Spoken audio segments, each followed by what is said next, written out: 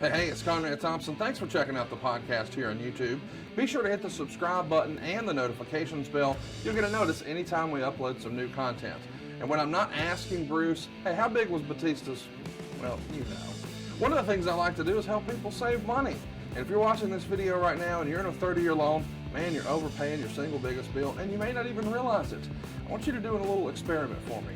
Take your calculator out, multiply your monthly house payment by 360 payments. That's how many payments there are in a 30-year loan.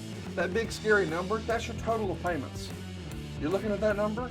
You know you can do better. Keep more of your own money right now and go to savewithconrad.com. Or maybe you've got credit card debt. Man, it's not a matter of if I can save you money with that. Your average interest rate on a credit card is more than 20%. And by the way, all the interest you pay on those credit cards, it's not tax deductible. Whereas the mortgage interest, well, that is tax deductible. So if you owe this debt, it's up to you how to pay it back. Doesn't it make sense to get the cheapest rate possible and the greatest tax deduction possible? Find out how much money you can save right now for free at savewithconrad.com. You don't need perfect credit. Even scores in the 500s can be approved, and it's no cost out of pocket. But maybe best of all, we're licensed in more than 40 states. We can help more families than ever before. But how much can we save you? Find out right now for free with a quick quote from savewithconrad.com.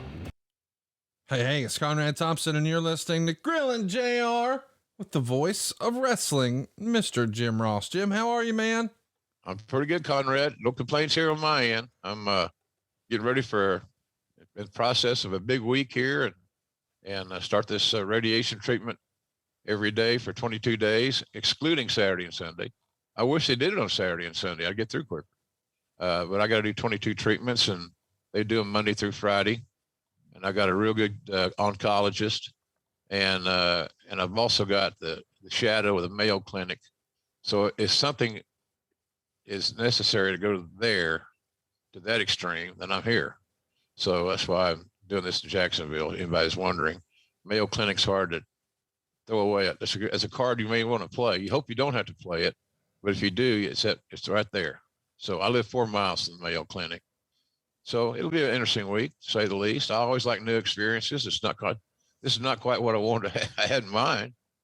But after my Sooners lost to their arch rival, Jerry Briscoe's Oklahoma State Cowboys, which I thought was a hell of a game.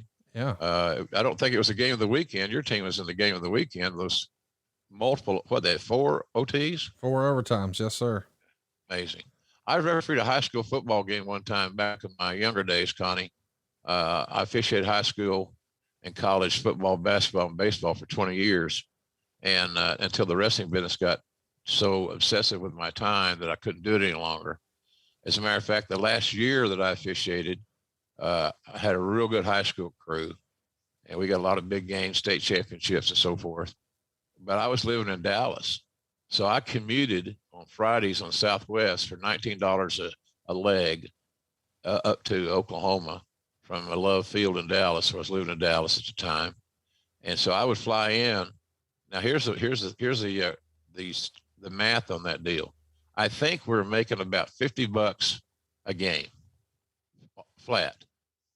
So that's a plane ticket, 2 one-way tickets, $19, $38. Got to stay somewhere. That's another chicken shit hotel room. So I had to eat with my buddies. It's part of the fun of going and drinking some beer with them. So that's what we did. And so I love officiating. That last year I didn't obviously lost money, but I wouldn't trade for nothing. So that's kind of, I think that I think this whole thing is going to be all right. And I'm a little bit nervous, to be honest with you, a little apprehensive, I guess, but I'm not afraid. I'm not afraid, Conrad. I'm going to win this fight. Yes, you are. It's just a matter of let's get it started and throw some punches and see where it takes us. So, but if I've got it planned out, if all goes on schedule, my last treatment will be on that the day of the Dynamite show at Daly's place. I'll have my last treatment that morning, and then hopefully be back on the air that night. That's the plan. So you got to have a goal, right? So, Tony Khan's happy with it. I pitched him the whole concept. I said, hey, we need to talk about this thing. It's like the elephant in the room deal. Yeah. can't ignore it anymore. It's here. It's time. And so I told him what I would like to see him do, and as a suggestion, you don't go into somebody. Don't you appreciate your people that works with you, that come in with solutions instead of just problem identifying? Of course, absolutely. Isn't it wonderful? Yes. That's what values this. That's what adds value to their existence with you as an employee, is that they come with ideas and suggestions and solutions. So I thought, well, hell, I'll give him an idea. And I don't know who he's going to use. Have no idea. As we're recording this, I don't have a clue. Doesn't matter to me. It's whatever he wants to do. But I think it gives, to me, it's an interesting template that you create there, because, you could do a lot of things. You could have one guy do it for 4 weeks. You could have, I hope they don't go to 4 men, but that's Tony's call. We've done it successfully with 4 men. It's not the most favorable scenario, because it's hard to find your rhythm with 4 guys talking and trying to dance the same song. So, but I don't know what he's going to do. But it's whoever gets to sit there they're sitting in a great spot, and they can create awareness for themselves, or TV persona, maybe develop another skill set, whatever. You can't get too many skill sets in this crazy business. And a guy that could come on and sit in those chairs and offer color, or whatever the case may be, that's a good opportunity.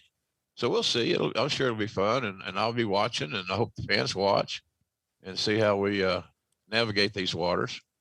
But it's going to be an interesting week here on my side.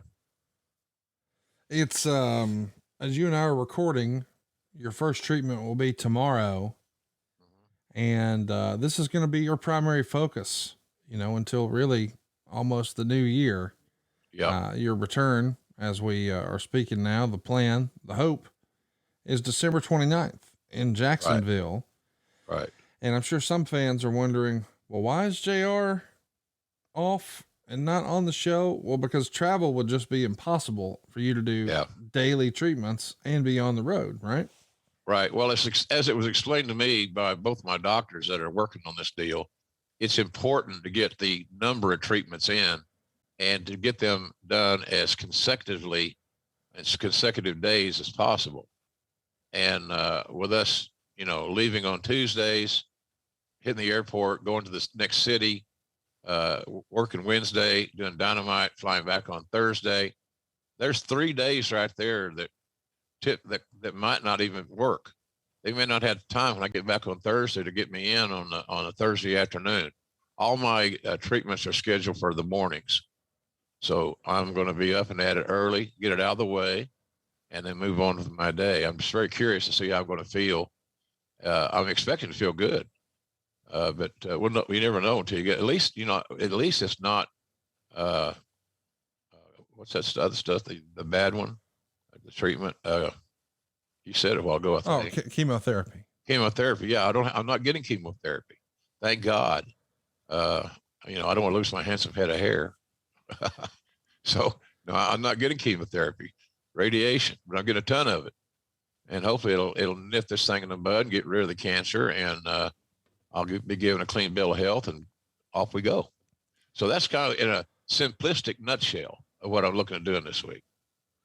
Well, and I know that my DMs have just absolutely been blowing up with people who just want me to convey messages to you. I'm sure you've seen an outpouring of support from wrestling fans all over the world as well, right? Yeah, it's overwhelming. I feel guilty sometimes because everybody feels compelled. Everybody's not the right term. A lot of people feel compelled to share their stories. And it's sad sometimes. They talk about losing a parent or a child to cancer. And it really hit a chord with a lot of people in a real world situation. So it's been overwhelming. I'm serious. There's no way, if I started right now and I didn't stop, it would take me weeks to catch up. Right. But thanking everybody for responding. I can't do that. I can do it here because I can tell you all those messages on my Twitter or whatever are heartfelt and they're meaningful. They mean something to me. For somebody to take time out of their day to share their support or share their story. I got people tweeting me that are getting ready to start cancer treatment next week, same week I'm doing it. So we're kind of some of us are on a journey together. And if I can be a motivator to them, then that's the least I can do, for goodness sakes, after supporting me all these years. So it's going to be like I said, an interesting week. I don't have a better way to put it. Unpredictable, but I'm prepared. I've had some issues. I didn't realize that my surgery on my back was going to be as significant as it was, because obviously I can't lay eyes on that place very, very easily because it's on my back.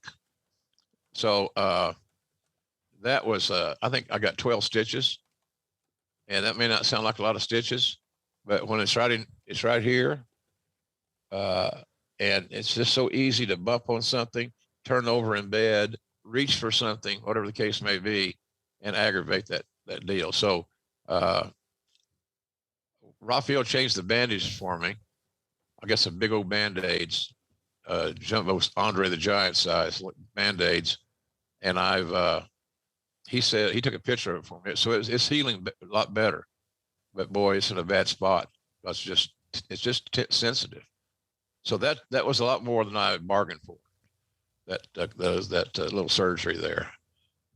And then down below that, they were going to cut that out too. I guess he thought it was too much, he being the doctor, pronoun boy. And so they burned it off. Let's just say, we'll just burn it off. What the hell? So they burned it off, and they cauterized it, or carterized it. Carterized, Yeah. And boy, that stunk. When you smell your own flesh burning, you know that you should probably be at the bar. Burning one's own flesh burning is not exactly the Thanksgiving week memory I was looking for. But in any event, it was what it was. Look, people, I get these text messages, and I feel sorry for myself for a little while, and I get a message from somebody that's got it like 10 times worse than I've got it. Really. So I'm happy to get this thing started and see if I can get healthy and get back on schedule as we've kind of penciled in. So, and in the wrestling business, everything's penciled in. Of course. Because we know the greatest weapon in the business is the eraser, right? Yes. So indeed, anyway, yes. So is there anything else going on in the wrestling world that we could chat about? Well, I mean, I think really everybody just wants to hear from you, man. You've become sort of the voice of our childhood, and a lot of people think of you as Uncle Jim. I mean, you've been a constant in their life, and to hear that you're going through a battle and you're going to be taking time away from the announce desk, you got a lot of folks concerned, a lot of folks who care about you, but I'm glad to hear that Raphael was there. Everybody needs a friend like Raphael. I'm sure you agree.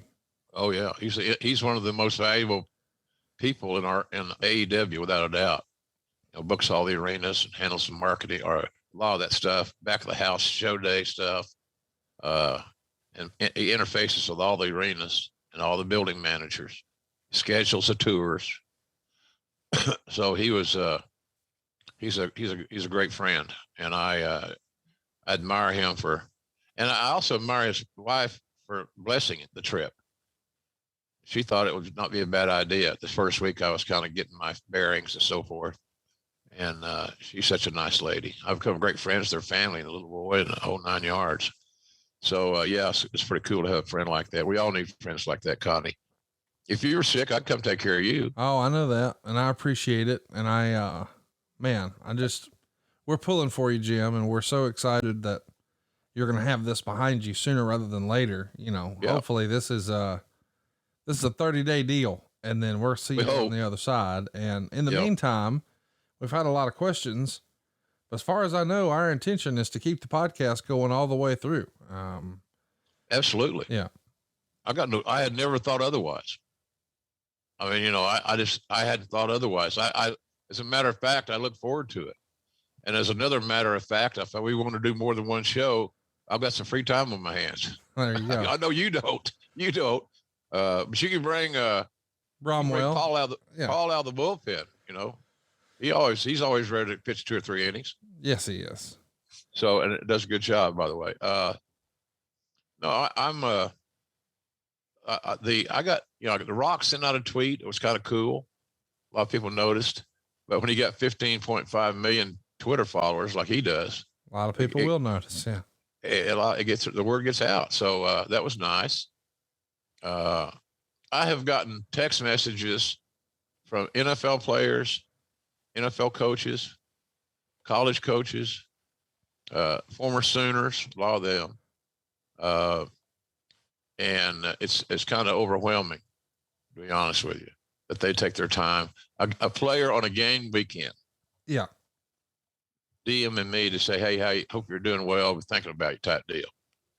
And they got a lot better things to do than worry about my fat ass. I'm going to be okay, but they got a ball game to win. So we'll have to get there. And the other thing too is that, I get to spend a little bit more time in helping Stephen Link at jrsbbq.com just on decision making and access. And, we've added several new items to our catalog, shall we say, at jrsbbq.com. We're working around the clock. Stephen gets up it's dark, and he gets out of there at dark. So it's an all day deal, and we're bringing in all the help we can bring in. And I saw a picture he sent out the other day on Twitter. You may have seen it. The back of a mail truck loaded with packages they pick up at our place and take them to the post office. So I could spend a little bit more time on that, and that's always good news. When we say, well, we had a good sales day today, or we processed X number of orders, whatever that may be. That's about as good medicine as I get from an old marketer and an old salesman. So you got to pick out your wins, and I there's certain things in my life that I still believe in and partake in that brighten my days up, and I just plan for that stuff to happen. I just plan for it to happen. So it's not about, there's no poor me here. And thank God I don't need a GoFundMe. Yeah. I don't need any of that stuff. That I've helped plenty of those, but I don't need one. I'm good. And my company is fully supportive. If I wanted a car service to take me to radiation treatments and back, I got it. I find that's a little uncomfortable for me. I'm not that. I like to I'll go do it, because I can think about things on the way over, and I can think about things on the way back, and it's about a 25-mile drive. And these radiation treatments are lazy. They'll take about 10 or 15 minutes. Right. So there we are, buddy. It's life is we get all these different hands, and I got a bad hand here. But we're gonna come out the other end, and I'm gonna Texas Dolly their ass. And I'm gonna win this hand and win the World Series of cancer treatments. Yes, you are. And we hope, you said you got to have a plan, and we hope you guys are planning for a great Christmas. And if you have a wrestling fan in your life, I can't think of anything better than one of these bundles that you've got, these gift boxes you've got over at jrsbbq.com. You can get Jan's favorite for just, it's actually 15% off right now as I'm looking at it. There's a lot. We got a lot of good discounts store wide, and those bundles, those boxes, they are a good suggestion, because you get a little bit of everything in one box. And the box is a nice sturdy box, and so it doesn't come all flimsy and looking bush league. But you can get something there, and Steve is awful good about. Well, I don't like the ketchup, but I like another seasoning. Okay. So that's what we do. Make the customer happy. Real simple period. So it's all good, buddy. It's all good. I appreciate everybody's business at the website. I think we got some great stocking stuffer ideas, and we'll get into you the very best we can on time and for your holiday giving. So it's good stuff. It's good stuff. My life is good, Conrad. I got you as a great friend. We've built a hell of a business here. We know that this podcast is one of the top rated podcasts anywhere, and I'm very grateful for that. I can't tell you, that's a big win there, boy. That's super. And I know the market's very competitive, but our company, adfreeshows.com, I think we're the bull of the woods, if you will. I agree, Jim. And if you haven't already, I want to encourage you to go check out adfreeshows.com, because right now we're doing a special for an annual package And when I say annual, I mean, you can actually go ahead and get a discount when you sign up for the whole year. But more importantly, when you're a top guy, or you're a member of, the My Push community, which is obviously named after Jim Ross, you get to jump on these Zooms with JR and ask him questions. We're talking live interactive events, and we're going to play one from earlier this month, just to give you sort of a sample, a taste test, if you will. And, the best thing to pair it with, of course, is some of that all-purpose seasoning. I saw tons of turkeys posted this past week. Yeah. It is a great seasoning for turkey, but maybe you're not a griller. That's okay. Check out the jerky. Check out the Main Event mustard. Check out the Chipotle ketchup. It's all at jrsbbq.com. But when it comes to your wrestling content, I don't think there's a better value than adfreeshows.com, Jim. It starts at just $9 a month, and you get all 7 of our shows plus bonus stuff on top of that. You got to just go see adfreeshows.com. I'm sure you agree. You know, you can't buy 2 large Starbucks for $9. I don't think. No, I don't ever go there because the lines are too long. Which is a great reason, I guess. As if, what else you got to do today, JR? I was in line at Starbucks for 30 minutes. So I took up 30 minutes of my day. I had that done. No, I'm with you on that, man. The fans have been amazing, and we got great ideas there for you. So if you care to look, it don't cost nothing to look at the site. Conrad's my best salesman. He's the best salesman I know of anything. So he'll steer you right on that stuff, and we're going to make you happy, and we're going to celebrate the holidays together in a little small way. OJR can be a little part of your holidays, and then, of course, reciprocally, that makes you a part of mine. So we all win here. We all win here, Conrad. Hey, by the way, I was going to ask you, what did you do on your Thanksgiving? We had a house full, man. Couldn't have fit another person in if we wanted to. Had 26 folks. Megan's whole fam was here, and that was great. And of course, my fam was here, and we had a couple of business folks who were going to be celebrating solo otherwise, and we just couldn't have that. So there's always room here, and I did not 1 but 2 turkeys. And when all the carving was done, there was no turkey left. So just to get ahead of this thing for Christmas, I'm going to have 3. Cause I don't know how many more folks are going to do a run in here, but we had some surprise guest appearances, and a good time was had by all. It was a great holiday, and I hope you guys had a great one, and we sure are excited about Christmas. And just in time for that, there's stocking stuffers over at jrsbbq.com, and maybe even gift a membership over at adfreeshows.com. And before we wrap this up today, Jim, these live events that you do on adfreeshows.com, and we're going to roll that beautiful bean footage here in a minute. What do you, as the quote unquote talent, the star of the situation, what do you make of these interactive experiences? It's different than a meet and greet. You actually get to sit down and you look at the person, and they can see you, and y'all have a conversation. Yeah. It's a little bit different, right? It's very personal, and it's fun. It's a good way to kind of judge the room, what people are interested in talking about, what's the hot thing that week. And then of course I answer questions as honestly as I know. If I know the answer, you're going to get it. But it's interesting to see cause I can see everybody, and they can see me, obviously. And it's just a personal thing. It's not like we're on the phone or we're just doing audio. It's live video. So I enjoy those. I think, we try to do about one a month. If we schedule another one here, there, and yon, we always can. But I enjoy that aspect of the ad-free shows, part of the business. See, I'm a big fan for the stuff like Jim Hurd stuff you did, the Jerry Jarrett stuff that you did. I like all that stuff on the adfreeshows.com side of it. And then allowing me to be able to go on there and have these interactions with the fans, which I love doing. You can't understand what somebody's thinking if you don't ask them or give them the platform to express themselves. So if you wonder, well, what's hot right now? Is it CM Punk and MJF and their 20-minute promo that they did that people are still talking about? Well, yeah, there's some people that want to talk about that. How did it go? It was 20 minutes, a long time. It's kind of revolutionary. And yeah, it was, and it worked. So, that kind of thing. But I enjoy, and if they have a problem with something that I don't agree with, we have the ability to, as friends, to sit down and say, well, here's what I don't know. I think you're missing a point there, but I understand what you're saying, type deal. And maybe they changed my mind. So it's good, man. A lot of people are going to see this for the first time today, because a lot of them are members of the Ad-Free Network that watch our show. Right. And they should be, like you said, for $9, starting at $9, really? So very affordable. I think that's a great Christmas gift to me. If I was a fan and I had someone gifted me of that Ad-Free Shows gift, I'd be tickled to death. Yeah.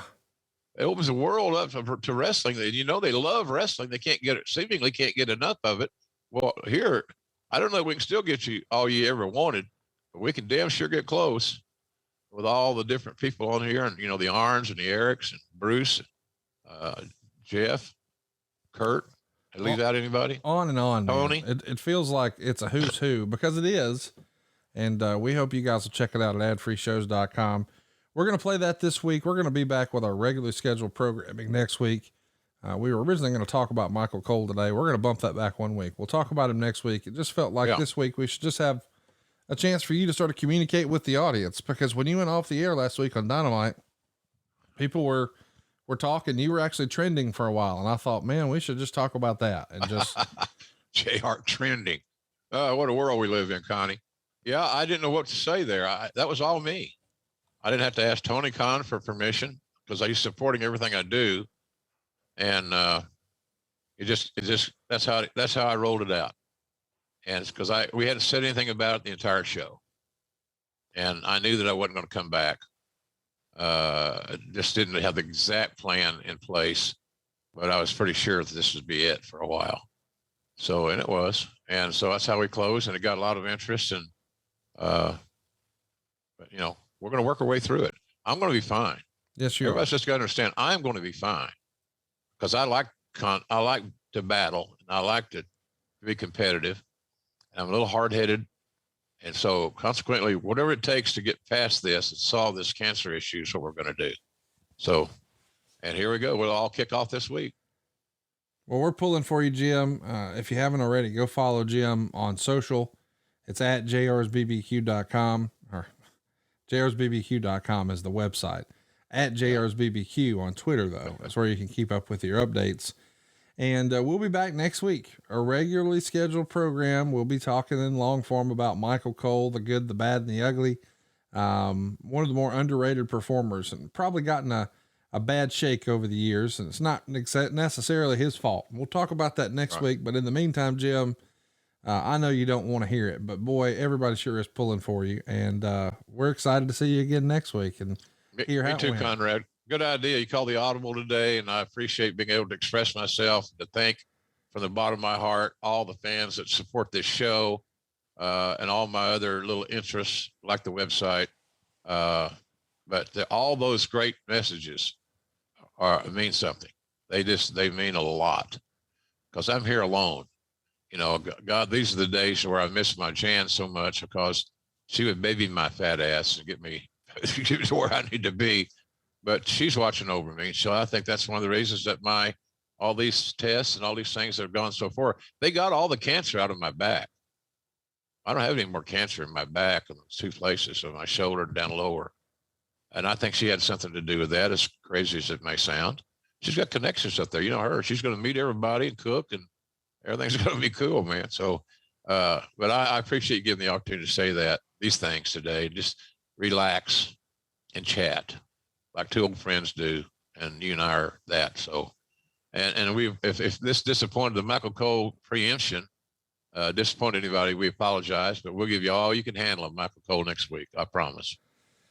Until next time, let's take a listen to this exclusive event that happened earlier this month over at adfreeshows.com. And we'll see you next week right here on Grillin' JR with the voice of wrestling, Mr. Jim Ross. Many blessings, everybody. Thanks for everything. Hey, folks, it's time to take your podcast game to the next level. And you certainly want to get your almighty push. My God, we have to have a push, right? We'll get that over at adfreeshows.com. Now, I'm telling you, if you're a fan of Grilling JR, adfreeshows.com has the entire episode library, and it's got no ads, zero ads, zilch, none. ad-free and on video starting at just $9. Did you hear what I said? $9. You spend more than that at Starbucks, for God's sakes. 2 mornings. But that's not all, folks. We got tons of bonus content, including my after-hours roundtable, where drinking was involved with Eric and Tony. You simply will not find a better value in all of wrestling. Hey, look, don't make me go red ass, because by God, you know I will. Hurry over to adfreeshows.com right now and sign up. And I thank you.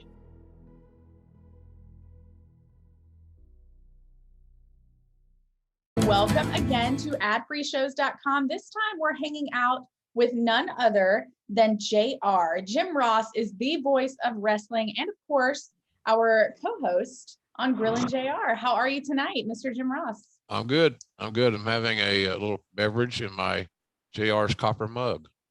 Tell me, are you a big fan of those copper mugs? Yeah.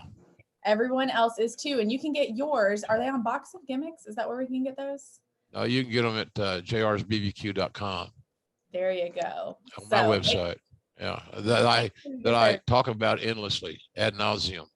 Right. I know everybody, oh, fuck, he's going to talk about that damn website.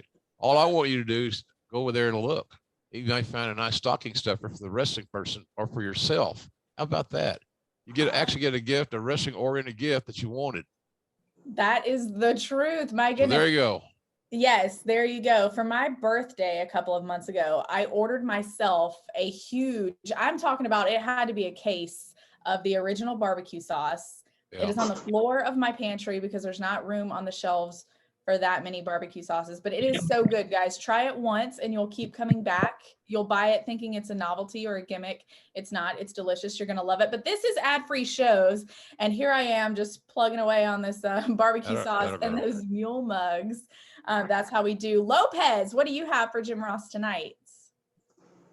Well, Lauren, as always, thank you for hosting. Looking fabulous this evening, by the way. Thank you very much, sir. Jim, JR, it is an absolute pleasure to get the chance to visit with you. Had a chance, actually, my daughter and I, we went to Full Gear this past weekend, or gosh, what was it, 2 weekends ago now? Did you wear a coat? I did. It was cold. That snow was a pleasant surprise. I had one nipple fall off. It's somewhere bouncing around in downtown Minneapolis. Nobody's turned it in, so I don't know what the hell's happened. Did it get on the blue line or green line transit? I don't know. That's probably where I checked. I don't know. It was. I think it popped off when I was running across the street from the arena to the hotel. Happens to me all the time, Jim. What are we gonna do? I don't know. I don't use mine. I don't need them. I'm good. I just wanted to come in here and say that it is an absolute pleasure talking with you, because I grew up, as many did in the 90s. I actually pursued a job career in broadcasting, so you inspired me to pursue that. I was play-by-play for multiple sports, got to cover the Junior College World Series there in Congratulations. Junction. Thank you. Yeah. Thank you. Yeah. And it's good to know that for as much as you've accomplished, for as much as you've done and seen, that you still take even mispronunciations to heart, that it matters that much to you. Well, I want to be, you want to do your job right. And it's just, I'm sure I've mispronounced words my entire career. Every broadcaster that you're going to listen to this weekend doing football will mispronounce something. A wrong down and distance, the wrong tackler, whatever. And it just shows that we're human, and you're not working with a script. So everything's extemporaneous. It's just a big old ass ad lib. And then sometimes my mind gets rolling faster than I can talk. And then, Brian Danielson, as I should call him, I've called him the other name forever. I was the head of talent relations when we signed him and sent him to Shawn Michaels camp. So it's just habit's hard to break. And, I'm concentrating. But I love the cannon fodder it provides for some naysayers who say, man, he's got to retire. It's just embarrassing. So as long as I don't embarrass me, I'm cool. And don't think that hasn't happened.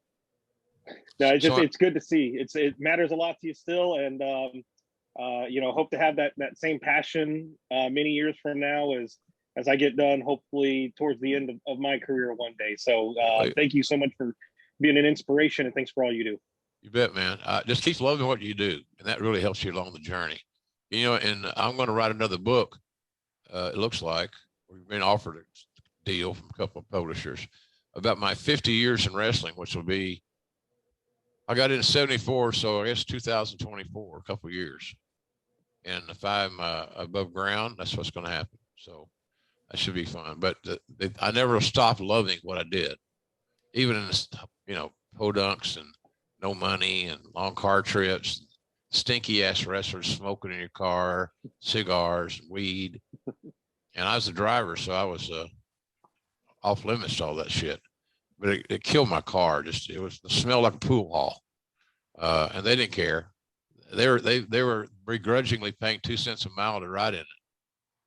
And then someone would try to beat you out of that. I'll get you tomorrow on that trans. Sure you will. So anyway, if you love what you do, seriously, it's kind of that way across the board. What we do for a living. If you love what you do, you can get really good at it. So hopefully that'll happen to you. I appreciate you being here with us tonight. Thank you. Thank you so much, Lopez. And breaking news, we find out that another book could be in the works for old JR. That's exciting. And thank you for sharing that with us. Michael McClanahan, what do you have for Jim Ross?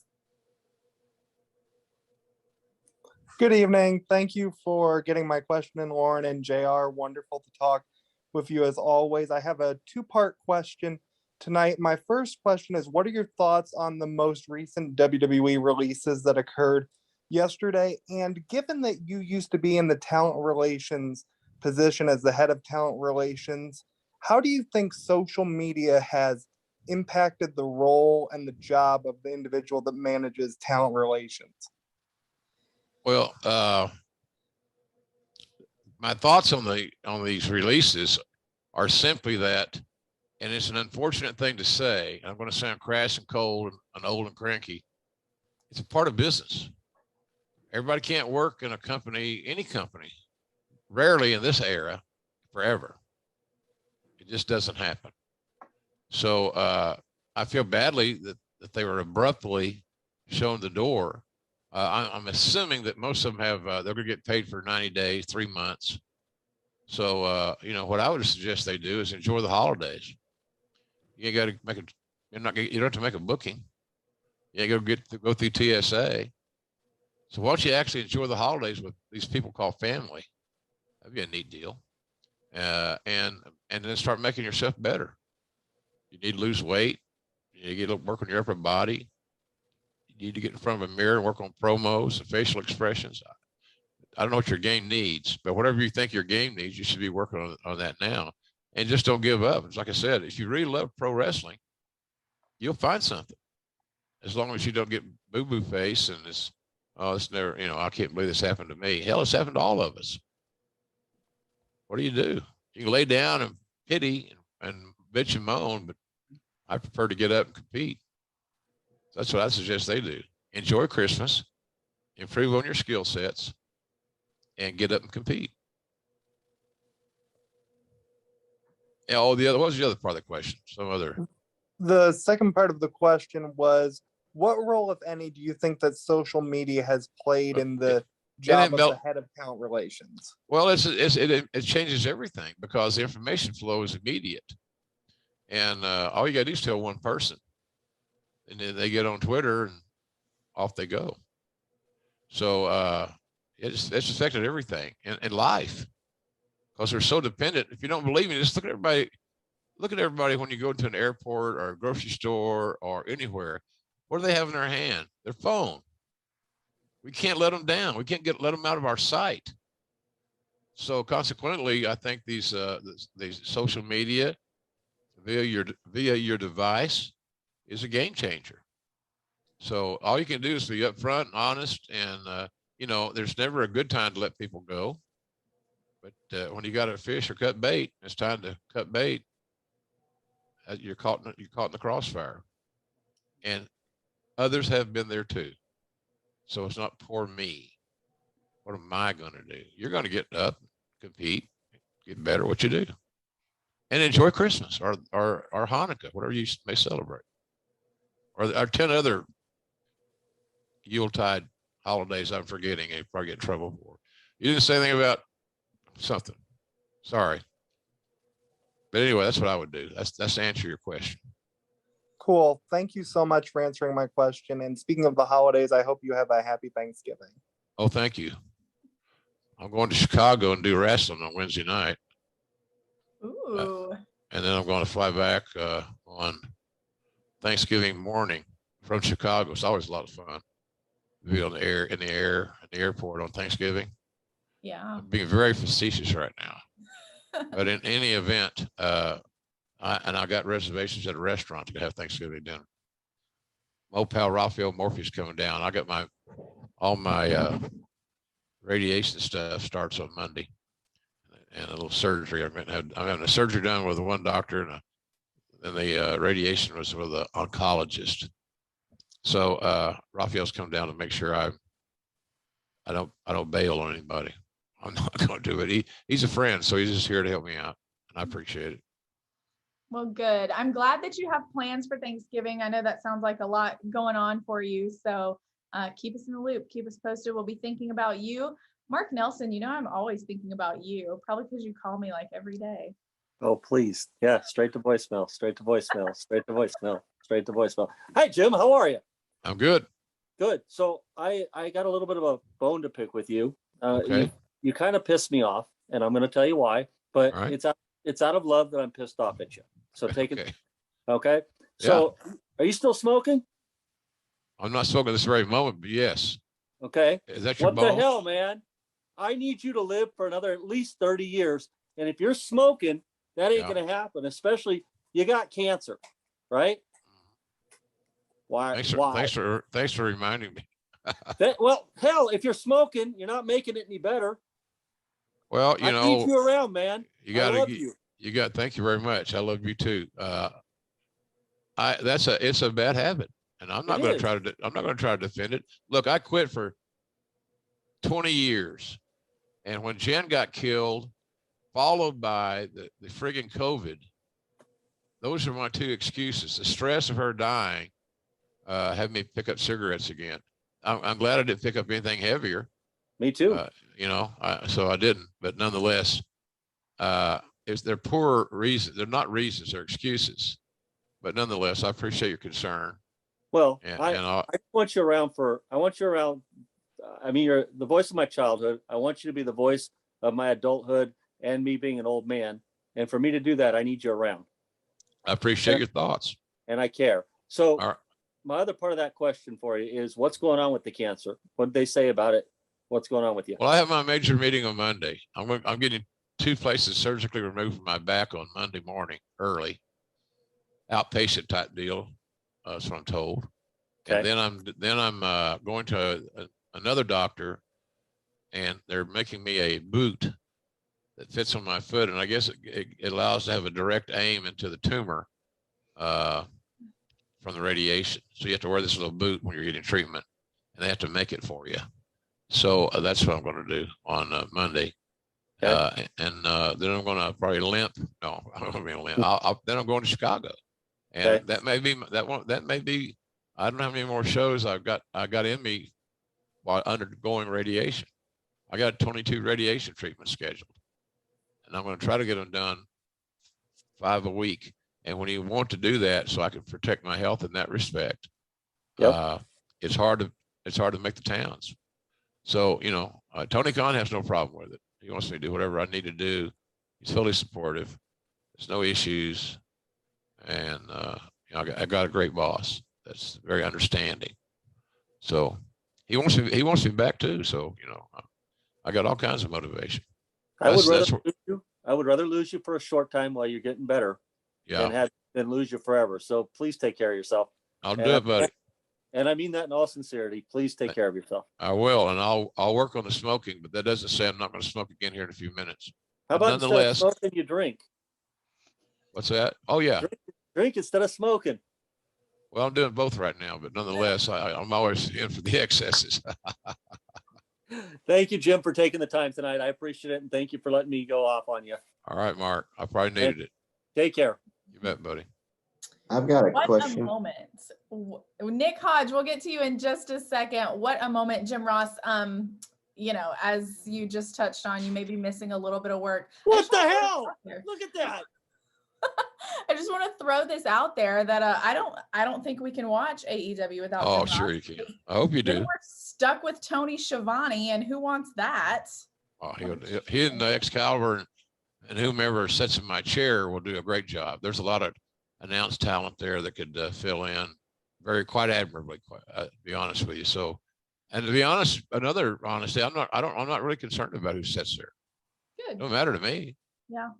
I don't have anything to say about the decision making, and thank God of that. And so whoever Tony puts in there is going to work with me. I'll trust his judgment. He knows what he wants to hear. Yeah. And he may have something in mind. It could be Taz, it could be Jericho, it could be Punk. You never know. He's got a vivid imagination, and a lot of guys would like that opportunity to work on another skill set, put in their toolbox. That's right. So we'll see how it works out. I'm going to be fine. I'm just going to work about getting better. That's all you need to be worried about, Jim Ross. So that's great. It won't be anything like the voice of wrestling, though. That is for sure. Nick Hodge, come on in, buddy. What you got? Hello. Hey there. Hey, JR. Yeah. Jim. I'm a huge fan of yours. I really am. I've watched you since I was a kid. I remember the Hardy Day. I remember the Hardy Boy days. I remember the Stone Cold era days. And the question I really have is that I guess you were really best friends with Stone Cold. You're the one who kind of, brought him back into the business when he left. Because I was watching a documentary and you were in it, and they were talking about how you brought him back to the WWE. I guess my question is, I guess you've always been close to Stone Cold, and are you still close to him?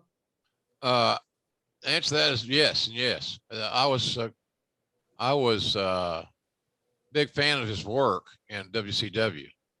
I thought he had it. And I don't understand, the wrestling politics are what they are, good, bad, or indifferent. So when he left there, I thought that was a big break for him because he wasn't going to be used. And he wasn't going to be happy because he knew he had something special in him and he just needed an opportunity to display it. So then when he went to do those promos, a little bit of stuff at ECW, I was in charge of talent relations at that time. And I knew he was a guy we needed to have. It's like your favorite ball club, guys. Who they need, what in MLB right now? Who's the trades, the free agents, or in the waiver wire in NFL, things of that nature. You want the best players on your team, and worry about where they're going to play once you get them in the house. And I didn't see Steve as a heel, but Vince did, and he put him with Ted DiBiase, a great guy. It just didn't click because the fans wanted him to be a babyface. Yeah, he is so automatically a babyface. he's just always been like my guy. You and Stone Cold has always been my two guys growing up. Because I always remember you being the best promoter in business I ever heard. You always kept me engaged.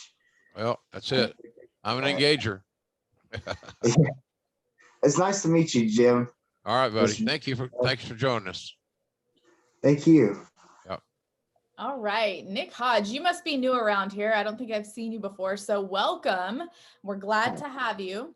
And all the way from Iceland, it's KJ. Hi, KJ. Hey, Lauren. Hey, JR. Hey, buddy.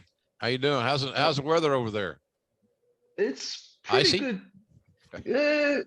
Not too bad right now, but hopefully it stays that way. All right. And so we'll move on from the enthralling meteorologist talk, but what's on your mind tonight? My question is, I'm kind of piggybacking off of Michael McClanahan's question about the releases from the WWE and you being the former head of talent relations. Can you talk a little bit about like what that process is from figuring out like who to cut and what that whole process is? Well, the process is if creative has nothing for you and they've written, they've done skits, they've done vignettes, or pitched those ideas, and Vince didn't like them. And all of a sudden, you're in a scenario where you got a guy that he's on the team, but he has no role in the television show, other than maybe losing. And that's not entirely a defeat, no pun intended, but it's TV time. So if the creative group doesn't really have anything for you, or if Vince himself has looked at this talent and has just made the decision that he's not for WWE, then it's over. And so that's the deal. I mean, it's not. You think that they're going to balance their budget, the kind of money they make on the salaries that they dumped from these guys? Are you crazy? It means nothing. It's all about if they had a great creative idea to get somebody hot or somebody had distinguished themselves in the ring, and they said, man, this guy's going to get over. Austin got over because as a babyface, and we were pushing the hell out of him as a heel because he connected with the audience. And apparently someone in a position of influence in WWE doesn't believe that these individuals that were terminated could move the needle. It's crass or whatever. It's cold to say, but let's be realistic about it. And that's kind of what it was. So it starts really if the creative has run out of ideas and they got nothing, and they keep pitching things to Vince that he doesn't like or it's not fitting to him, then you run out of options. And so then the guy in talent relations gets to deliver the good news. Did you ever have to be in the shoes of Laurinaitis that Laurinaitis is in now, to having to cut so many people and like every couple months or so? No, I fired people and I cut people. Very worst part of the job, because so many wrestlers, they only want to do one thing in life. That's to be a great pro wrestler. They wanted that for their entire life. They have no, in their view, they have no other options. I got to do this. And sometimes that's just not the way the world works, unfortunately. Yeah. But that's normally the deal. If there's a creative spark that looked like might turn this guy on and our girl and get them rolling, then they stay. If there's no creative support for that individual, and Vince hasn't seen anything in those individuals, they're out of here. That's where it is. That's the answer to your questions. Well, thank you. Thank you so much. And thanks for calling in. Have a good Thanksgiving. Thank you, sir. Have an extra slice of turkey for me. I lived in the States for a couple of years, and that Thanksgiving period is what I miss the most. Yeah, it's good. One of my favorite holidays, quite frankly. Yeah. But thank you, and enjoy yours as well. You celebrate. I don't know. Thank you. And I'm sending all the good thoughts from Iceland for your chemotherapy and stuff. Hope you kick out of it.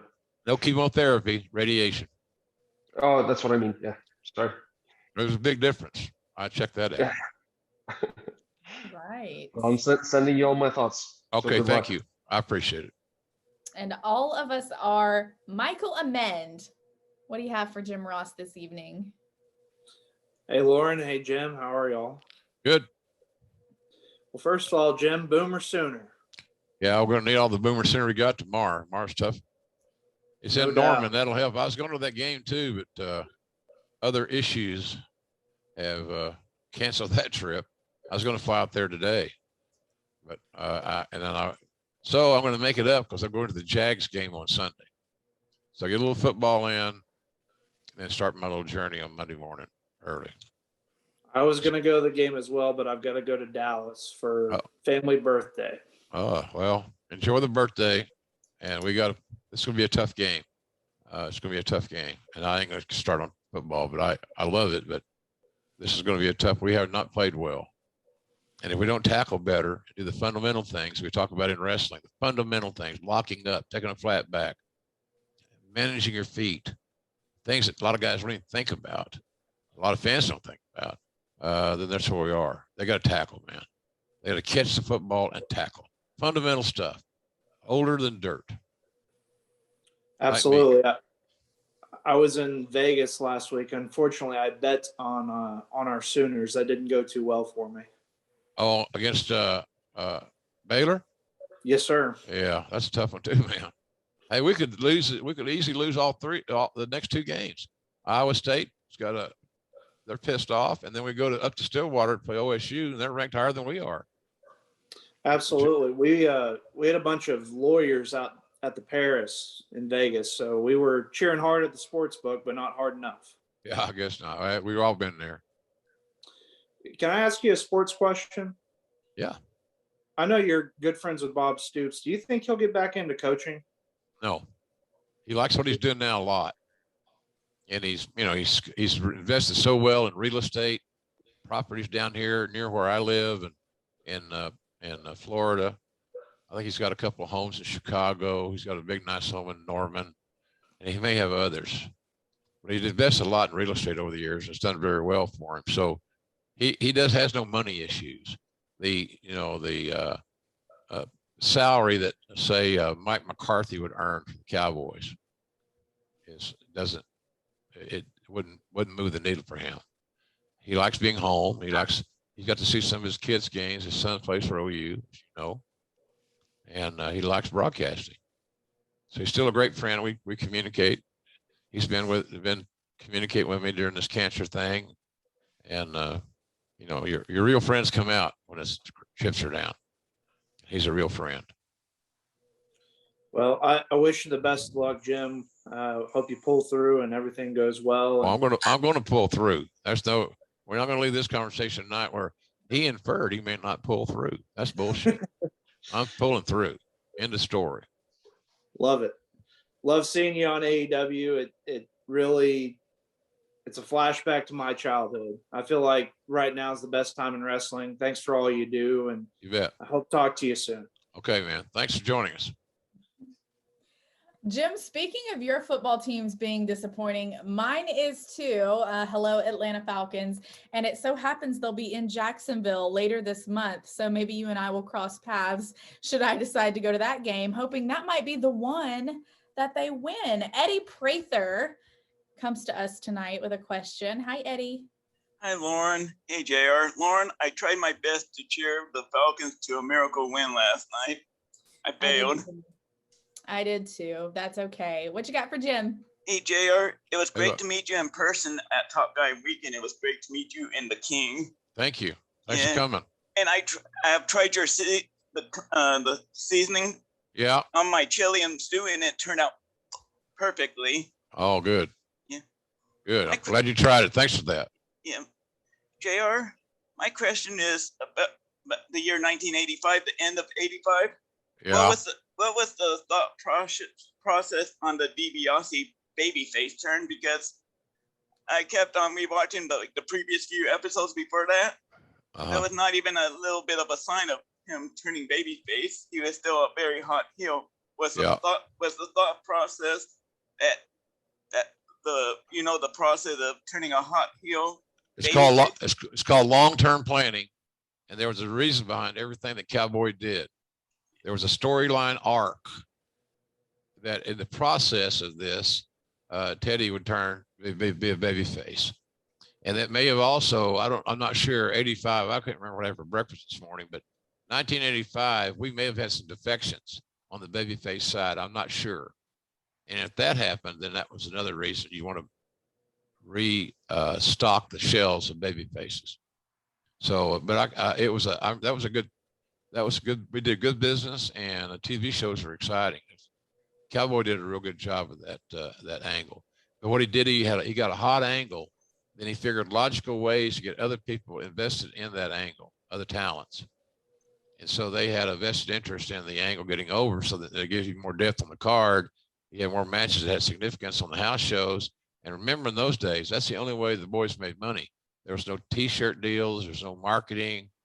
No social media influencers or none of that stuff. Nothing.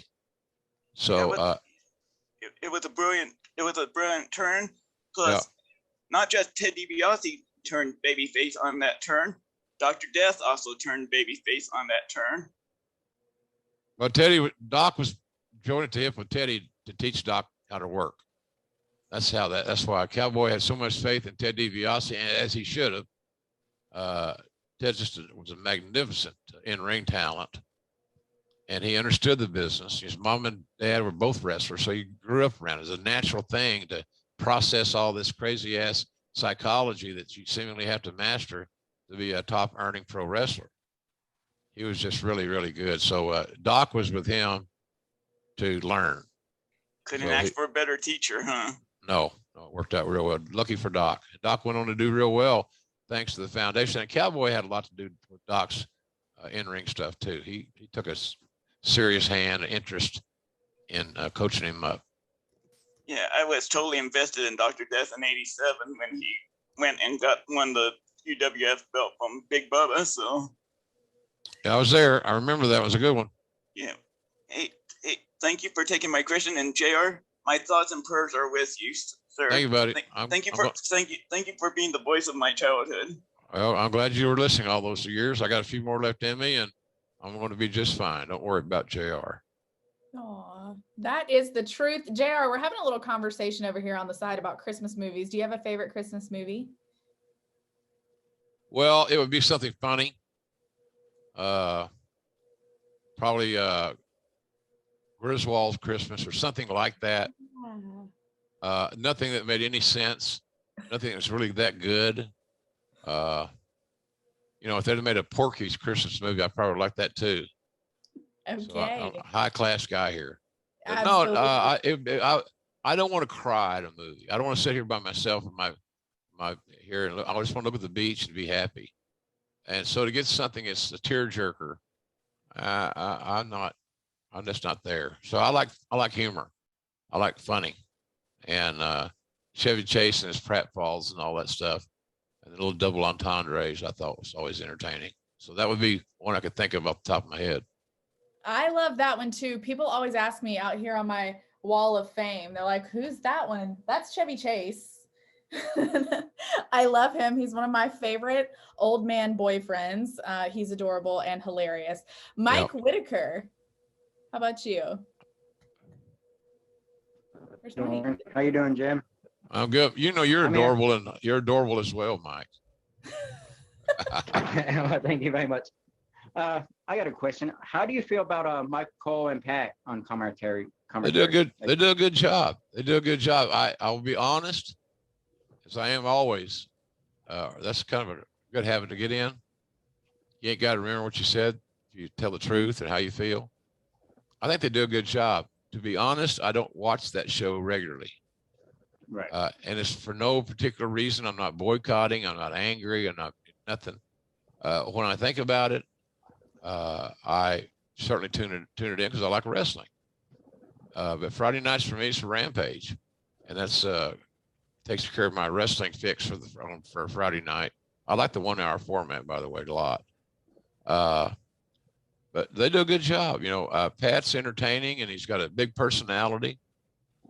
He's learning from Michael Cole, who's, he's been around a long time. He's perfected his craft, and he had big shoes to fill. Yeah. I didn't follow Gordon Soley. Shivani did, and so Shivani got to follow back on that shit. I didn't, because you don't follow a legend like Soley. No. And so, Michael's got put in some tough situations, either due to my Bell's palsy or me getting let go more than once. So he got thrown around a little bit. So he's been very resilient. He's a student of the game, a company man. And so I got a lot of respect for him. He's taking care of his wife's been sickly over the years. He's a damn good husband. He's a real good father. And that means a whole lot more than how does he do on Friday nights? He does just fine. And if I don't listen to watch SmackDown, it's not because I don't want to listen to the announcers. They both are entertaining and do a good job. It's not my style, but that means nothing. It's just not my style. Right. Now, another thing real quick, a lot of people here know I like to throw things on the smoker, do a lot of low and slow cooking. Yeah. Do you have any good recipes you like to do on that? You know what? I've learned that my salmon tastes better on the grill. Okay. And I sometimes use those cedar planks. Yes, I just did that. I did that this week. That's kind of idiot proof for me. And I use the all-purpose seasoning to season the salmon, for example. Real simple, one seasoning, and load her up there. And then at about a minute or maybe 2 minutes before I'm going to plate it, I drizzle our mustard on it. It's jalapeno honey mustard. It's fabulous on seafood. So try and it's good on grilled shrimp. It just gives a little bit of personality. So, but salmon has been I love salmon. I had some today for lunch. So I love the salmon, especially living here in Florida. It's fresh. That's right. Yeah, exactly. So so you might try that. Here's what I found out on anything I put on the grill: to grill it or to smoke it. The longer the opportunity I have to let it marinate, so shall we say, set in the refrigerator overnight.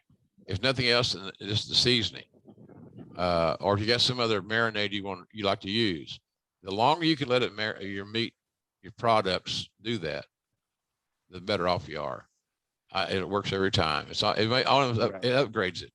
If you try to season it and then throw it and get it out of the refrigerator, wash it off real good, season it and then throw it in the grill, you're kind of cheating yourself a little bit. It's still good, but it'd be better if you did it the night before. I actually took some of your seasoning and I used it in a coffee pot and made it into a liquid to inject a pulled pork one time. Wow. And that came out amazing. Wow, good for you. That's creative. So I love your seasoning. Use it all the time. Use it on pretty much everything. I appreciate it. We appreciate it in our little group. But thank you for your question. Okay, buddy. Thanks for coming in and joining us. You bet. All right. Thank you for that, Mike Whitaker. JR, we have some other conversations going on now. We're kind of getting in the holiday spirit. Darren wanted to know, are you a turkey guy or a ham guy when it comes to the holiday? Turkey. Turkey? Not a fan. Nor did I say it anywhere in that rendition. I didn't like ham. Okay, fine. Let's not be an idiot here. I like ham. I'm not into poultry. And I like, well, that's your deal. It is. I like turkey. I like dark meat. Yeah, okay. Legs, thighs, well, that settles normal dark meat things. So yeah, I like turkey. I like cornbread dressing, not the Cowboy and I used to go to New Orleans on Thanksgiving for the Superdome every frigging year. We'd stay at the same hotel, eat the same meals because he liked them, because the croissants were buttery and flaky. Seriously. So the buttery, flaky croissants got us back for our big Thanksgiving meal. And they had oyster dressing. I can't do it. I thought it was cornbread dressing. Took a big old bite and almost hurled. You don't want to hurl with cowboys sitting around. So but I like cornbread dressing. If I had turkey and dressing and gravy and mashed potatoes and something green, I'm good. That sounds good enough. Nick Hodge, what's up? What's up, buddy? JR, my favorite WrestleMania ever is WrestleMania 20. What is yours? I don't know, top one that you can say, because it's hard, because there's a lot. But what's your top WrestleMania that you ever covered? 17. Mine's WrestleMania 20. 17. Yeah. I kind of like WrestleMania 9 because that's where I wrote my proverbial cherry in the WWE. Yeah. But 17 from start to finish was exhilarating, especially with it being in the Astrodome, a stadium that I'd watched virtually every Sunday, because in Oklahoma, the NBC affiliate carried all the AFC games or the AFL games at that time. So, and Houston Oilers with Bum Phillips and Earl Campbell and that whole crew, they were on my TV every week. So half those games came from the Astrodome. So I always wanted to go to a game there. I thought I was the building. I popped on the building. So, and to see it full, not an empty chair anywhere, was really, really a great experience. So I'd say 17. That has to be one of my top ones because that has Kurt Angle versus Chris Benoit, which was awesome. It had Stone Cold versus The Rock at the very end, which was awesome, and it had the Hardy Boys versus the Edge and Christian, and that was great too. I mean, it was loaded with just weren't the Dudleys in that ladder match? Hardy's, Dudleys, Edge and Christian. Anybody know? I think it was PNC. Somebody get on your phone and look that up. I may be wrong. It's a long time ago. But that was the start to finish. It was really good. It was a different pace because I worked with Paul Heyman, who's entirely different dynamic for me than I had with Jerry. In the beginning, Jerry was a devout heel. Everybody started loving the King over time, and why not? So that created a different dynamic. Heyman and I were at each other's throat every minute of every show, and everybody thought it was real. Yeah, Heyman did voice that with you too. It's been a while since I watched it, but that's the one where I didn't like Stone Cold in, because that's where Vince McMahon helped Stone Cold, and I was like, that's what he did a good job turning heel there. I thought, looking back at it. It didn't work. It wasn't going to work. But, it's like Vince said to me when we were talking about it. He said, we owe it to him to try it because it was Steve's idea. And when Vince said that, he was absolutely correct. We owed to Steve, we'll try your idea. You deserve that. So anyway, it was, it's like casting John Wayne as a Nazi. That ain't going to happen. That don't work. That's ridiculous. Yeah. So anyway, that's the memorable one. What's that? I said, I want to be surprised if we see that on the news one day. All right. Let's hope not. Let's not get John Wayne canceled out here. I do want to point out that Jim Ross in the last few minutes has told us that he's big on legs and thighs, and he also mentioned getting his proverbial cherry popped, and I'm just dead. I'm dead on arrival. Dave McClay, join us in this conversation, won't you? I sure will. How you doing tonight? Good to see you. Good seeing you too. Hey, JR, what's up? What's up, man? How you doing? JR, first off, still enjoying all your great products, JR's Barbecue. And what's the status on your cannabis farm? And do us ad-free show members get a discount on that? Well, let's grow some weed first. We hope to be in production. I funded this business for my youngest daughter and her husband. He got out of school teaching because teachers don't make any money. They're starved to death, poor bastards. They deserve much more pay. And in Oklahoma, it must be worse than it is in a lot of places. But nonetheless, they're both really bright kids, college educated, smart, learned on the topic. They studied it. They brought in a third party that we gave a piece of the business to that's been very active in startups and in resurrections. And he lives in Tulsa now. So I bought some land and we're going to build some grow houses. I hope that it all starts showing some growth, no pun intended, by 2022 or spring. But we seem to be doing all right. We've got seed in, we've got we're buying dirt, we're buying it's all kinds of cool stuff. I have nothing to do with it other than just kind of backseat driver, and that could be a pain in the ass, especially when you're dealing with your kids. But I get a report every week on what's going on and what they've accomplished and where their problem areas lie, and I try to give them a little advice when I can from a business standpoint. It has nothing to do with what are you going to name that weed? Is there going to be a slobber knocker weed? I don't know. Mm-hmm. When we get there, let's grow some weed first, and before we start figuring out all these marketing ideas. So that's kind of why I did it. I wanted to do something for my kids instead of them having to wait till somebody reads the will type thing. I'm alive. I can see the happiness in their face. I'm helping them out, and if this works, they could be making a great living in this world for years to come. And that's my goal. It's not about me. It's about helping them get on their up and running and building a business. And so I hope it works for them. Well, you want to call it JR's chocolate cake, maybe? That'd be kind of cool.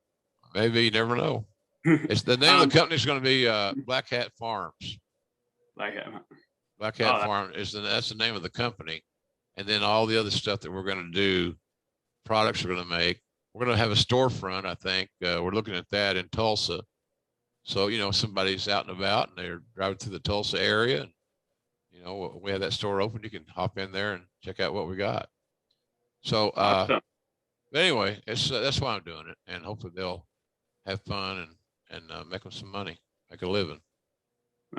But Jay, the question I actually had was though, towards the end of your WWE run, maybe the last like 8 years or so, I'm just curious because a lot of people, myself included, think you're the greatest babyface wrestling announcer of all time.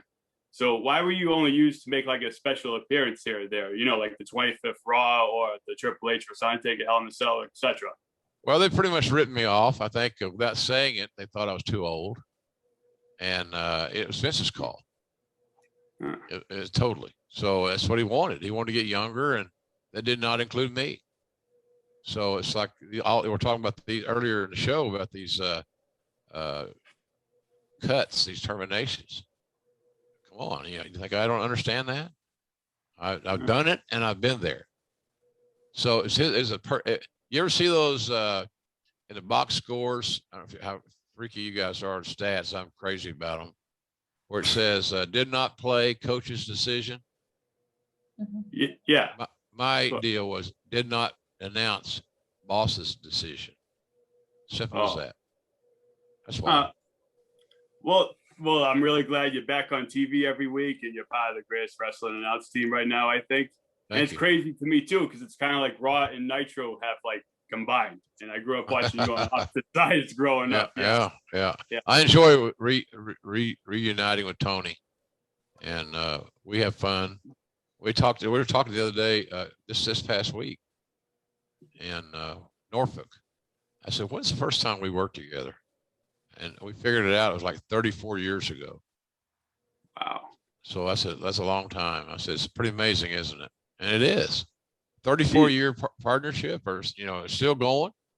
So we had a break in that action. With he stayed in WCW and I went to WWE. I think we both made the right decisions for each other for our careers. So anyway, it's been a fun ride. Tony Khan facilitates that. Tony Khan's a big fan of Tony's. Tony Khan's a big fan of mine, and I think he's kind of living a dream right now. I know I am. I love it. He lets us work.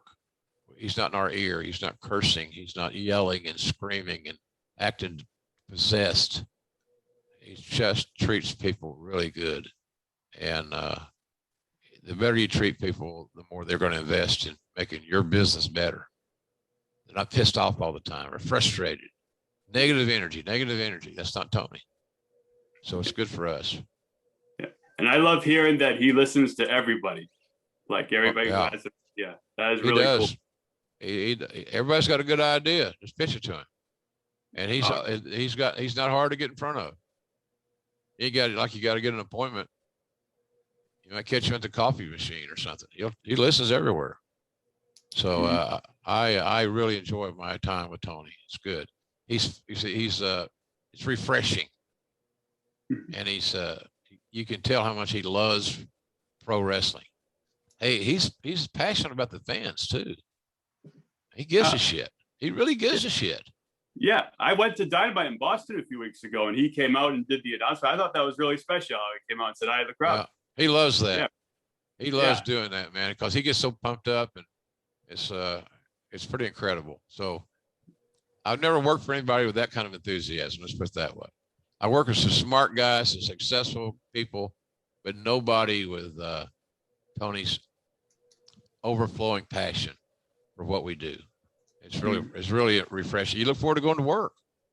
Yeah. And I'm really glad there's an alternative now. Like, I love AEW. I'm loving it every week, sir. Yeah. Hopefully we'll keep it going. Keep the momentum going. Well, anyway, Jay, thank you so much for your time tonight. And selfishly, I hope you never retire. But I'm not, Dave. You're gonna read about me on online. Ross found dead in Marriott.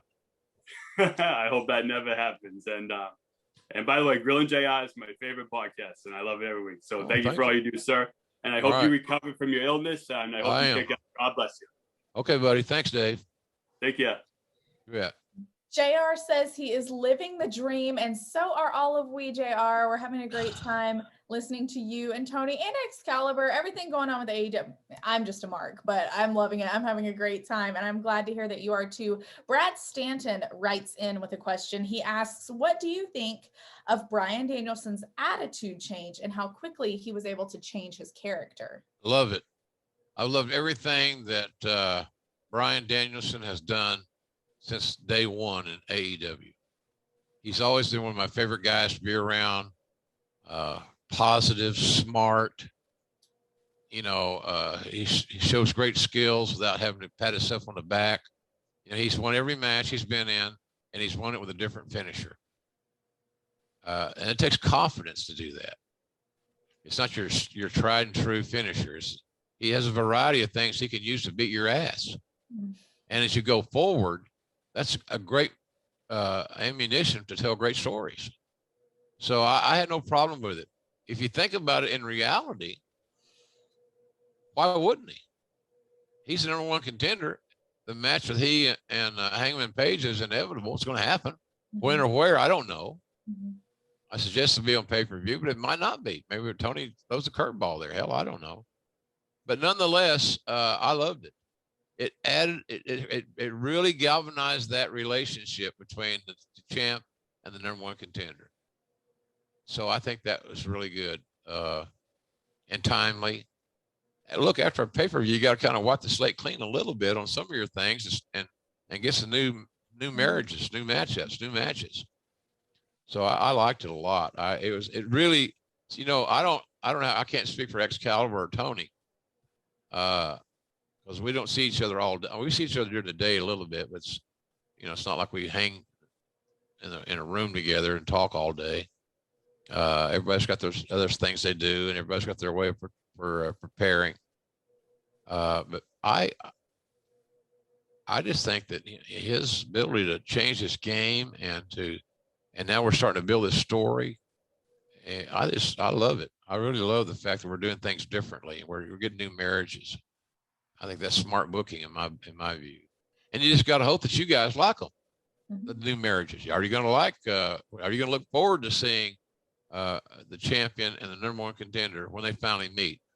You will if we build the story correctly and build the right amount of anticipation, because they're going to have a hell of a match. You shouldn't even think about, well, I wonder how good the match will be. You think Meltzer will give it 5 stars, maybe 6? Ooh. Don't worry about that shit. It's going to be a great match. How could they have a bad match? How could they have that they give plenty of time.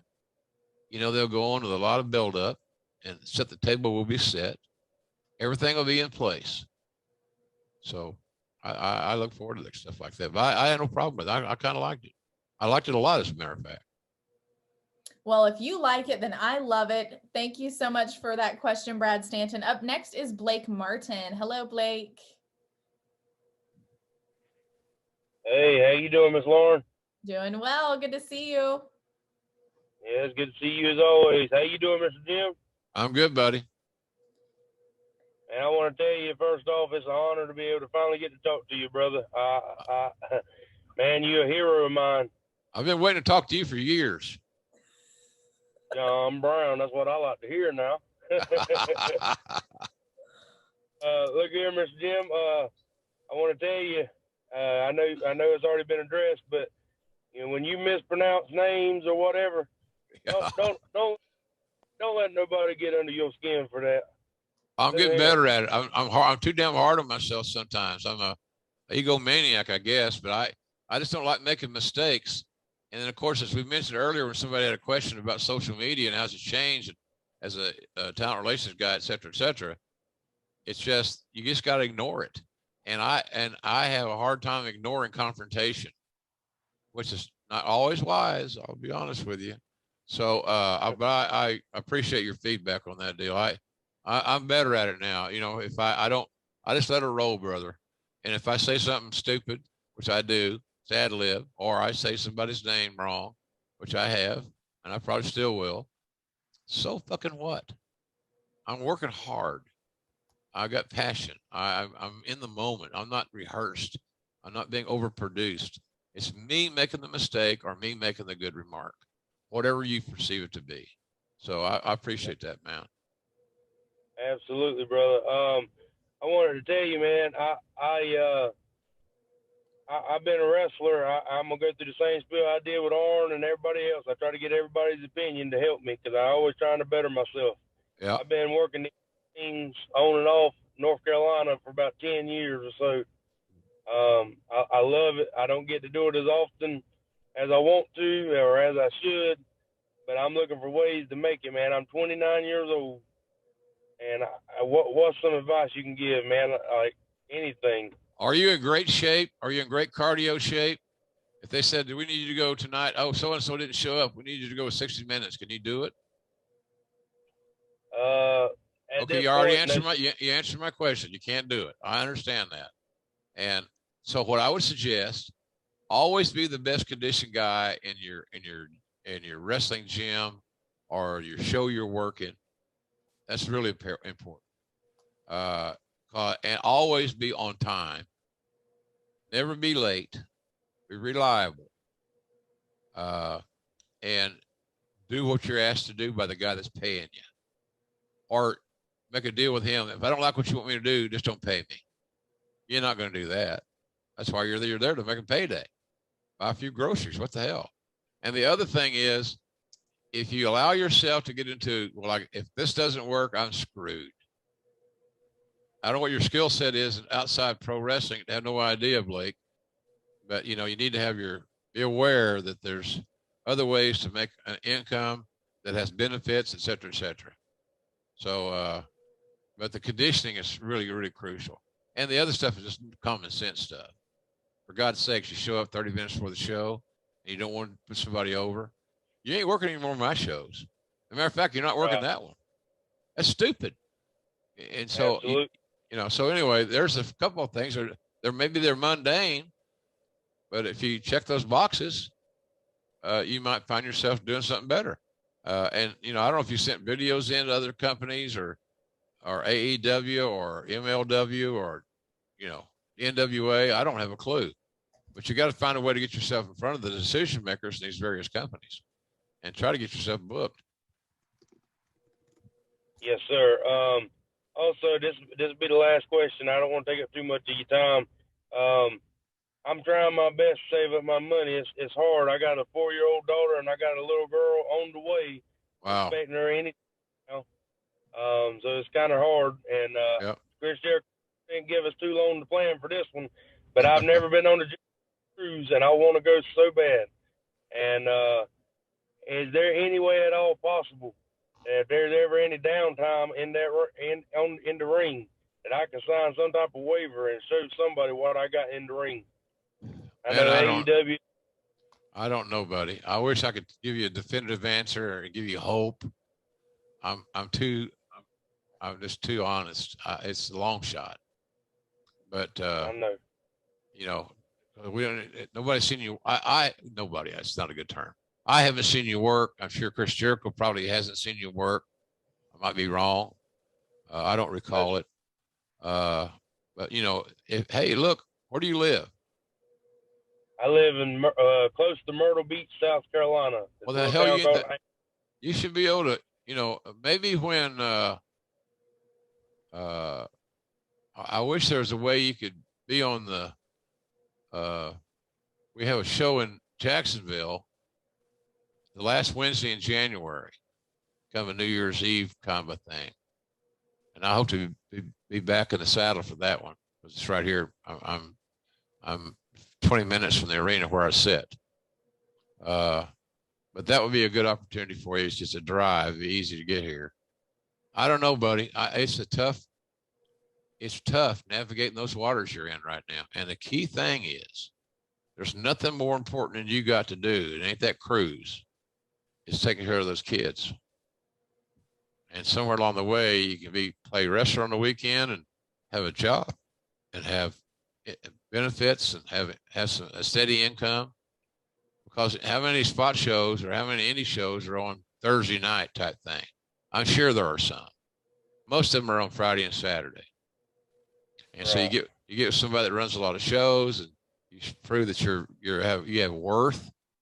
And if you're good enough on those jobs, somebody's going to notice you. Word's going to get out, because they always got to bring a guy in that's allegedly a star that can help draw the house. Yes, You're really sir. good. You're really good. They see you. Then they're going to tell somebody, hey, you ought to check out this guy. He's on one of the shows I was on. He's pretty good. Type deal. Absolutely. Well, I tell you what, Wheeler, Utah, man, me and him trained together. And whenever we were training one time, I was going to try to do a swanton bomb off the top. First time he tried it, really. And he volunteered to be my stunt dummy. He's a brave man. Ask him about it one day. I landed on him and said I matched his soul out the bottom of his feet. Those are tricky moves to practice. You should practice on a dummy, and Wheeler's not a dummy. Well, one more thing, if you don't mind, man, I believe in God, and I believe God can heal you. And you already said that you know you're gonna get the healing, so I know you're in agreement. You mind if I say a quick prayer real quick? I can't stop a man from praying. All right. Dear Lord, thank you once again for another opportunity to come to prayer, dear Lord. I pray right now, and I don't want to take up too much time, but dear Lord, I pray that you just touch Mr. Jim Ross, heal him of this cancer, and in the name of the Lord, I rebuke it, dear Lord. I pray that you just heal him, give him the successful treatments that he needs, and just take that cancer and send it right back to hell where it came from, God. I thank you for everything. Amen. Amen. Thank you, buddy. Wait a minute. Lauren, that's a first. That is a first. I don't know that we've had any live prayer on ad-free shows yet. Thank you, Good call, Blake. Thank you for joining us tonight. Good luck on your journey. But remember the priorities. 2 kids. They wouldn't be here without you. It's your job now to take care of them. You with me? Thank you, Mr. I really appreciate that, brother. And Miss Lauren, I want to call for making some of all of our dreams come true with this ad-free shows deal. I would have never dreamed in a million years that I would have been able to talk to all these people. Listen, Lord have Blake, mercy. me either. I am not the one making these dreams come true. I just get to be here, part of the fun. Glad to have you, Blake. We're following your story. Jim, he's asked similar questions in some of our other Zooms. He's getting all kinds of good advice from great minds in the wrestling business. So thank you, Blake. Thank you so much. Phil Borgen had to bail a little early, but he also wrote in and wanted to know, Jim Ross, do you think Triple H would start his own promotion? No. No, why would he? Doesn't need the money. Right. Doesn't need the headache. That's like the ridiculous rumor that Jared and Conrad were going to start a wrestling company. Come on, that's not a rumor. That could be true. That's the most ridiculous thing I've ever heard. They're both a lot smarter. They're both a lot. Now, Jeff may, because he's had that experience. There's no way in hell Conrad would put up with bullshit. He has no patience. He's a businessman in a very unbusinesslike genre. But no, I don't think so. Triple H has got all the money he'll ever need, and his kids will ever need, and their kids will ever need. And, his biggest issue right now, and I'm not sure where he stands on it, is getting healthier. And I, for one, wish he's got 3 kids, man. Mm-hmm. Well, I didn't like him on that angle of the sledgehammer. Oh, Jesus Christ. Really? He's got 3 daughters. I think they deserve for their daddy to be healthy and live a long life. Simple as that, man. So I don't think so, though. My answer is no. Yeah, I don't see that one in the cards either. Although for me, I'll believe it when I see it on Conrad and Jeff Jarrett. I'm not ready to say that would never happen yet. And I need to know, JR, too, while the internet is debating about this, was Double J ever one of the 4 horsemen? Yes, no? Well, I guess he was from a theatrical standpoint. Well, I mean, where do they get leather jackets? I don't know. I haven't seen that. Rings. But on TV, he was. Sure. I guess. No. Arn Anderson says no. Arn Anderson has the final say on this one. Fine with me. I'm not going to die on that hill. But the bottom line is that the best horseman for me was Nate, Tully, Arn, and then they always the big question: who's the fourth guy? Is it Ole or is it Barry Windham? Mhm. It was just for wrestling, Barry Windham, hands Yeah. down. Yes. Yes. For the sizzle and the newness, Luger was a good addition because he looked great and he had a youth and a big ass body to that group. But for me, my money, and don't discount Ole's ability to as a heel. He's a great heel, phenomenal heel. But I like Barry in that group because I knew. Look at the workers. If you're a booker or you're a talent relations guy and you're looking at maximizing minutes for talent, there's 4 guys right there that can work with anybody in any environment, Maybe face or heel, cage matches, brawls, bloody matches, TV time limit matches, whatever it may be. And that's what you're looking for in my old role. They can play multiple positions and play them all at an all-star level. All right. You and I are on the same page with that. There's no room for Double J in the Four Horsemen. Well, I didn't say that, but he was, but I think on storyline wise, he was a horseman. But in my view, there's only one set of horsemen that I categorize as, real horsemen. Right. And that's the 4 I named. There you go. Sean Johns. What you got for Jim Ross tonight? You doing, Mr. JR? Lauren, you like my shirt? I'm upset I didn't wear it last night. And my toy. I have been offered offers of 3 figures for this, and it's not leaving my house. Oh, I have 4 or 5 of them. I should probably start unloading. What is that? What is that, Sean? It's a Eric Bischoff Slam Buddy. Okay. Yeah, we whoever at boxinggimmicks.com needs to make a JR. They need to make one for everybody on the podcast. I agree. That's my opinion. My question is, back when you were in talent relations and the booking committee and for WCW and the NWA, was there anybody you had to let go? Coach's orders, you're just running the play, that you let go, that you kind of like, man, I wish I didn't have to let this person go. But well, I didn't want it's the worst part of the job, so all those are lousy. Right. I don't know. I let Marcus Bagwell go, and I wish I didn't have to, but that was a Vince call, because I think there was something there with Marcus if we had just got everybody on the same page. Yeah. But I let him go, unfortunately, in Atlanta. I remember that because it bothered me. Marcus could have done more for himself, but sometimes we all shoot ourselves in the foot. But I felt like there was something there if we could just get there. So that would be one I could think of off the top of my head. I'm sure there's others, but that's one that pops in my head. Tracer, really? Yeah. That's really all I had. I do want to note that out of all the Hall of Famers I've met, you yourself, sir, I don't know if this is a bad sign or not, but you are number 13 of Hall of Famers that I have had the chance to speak to or meet. Is that where I'm ranked? Your 13th most impressive Hall of Fame meeting? In order of time I've met them. Yeah. You are number 13. It's not in order of importance. Oh. You're not like last on the list. You were just. You feel me a life preserver. Yes, sir. To maintain my dignity. It's nothing but respect, sir. I promise. I'm kidding you, man. We're just having fun here. Yes, sir. I appreciate the feedback. Thank you. Yes, sir. And you've been the voice of my career. I also noticed that a couple times in the WWE, Vince had tried to turn you heel. Your time in '96 and your. I was horrible. Yes, it was. And that's what he wanted. That's what he wanted. That's what the boss wanted. I'm an old ball player. Coach calls a play, go in and run it.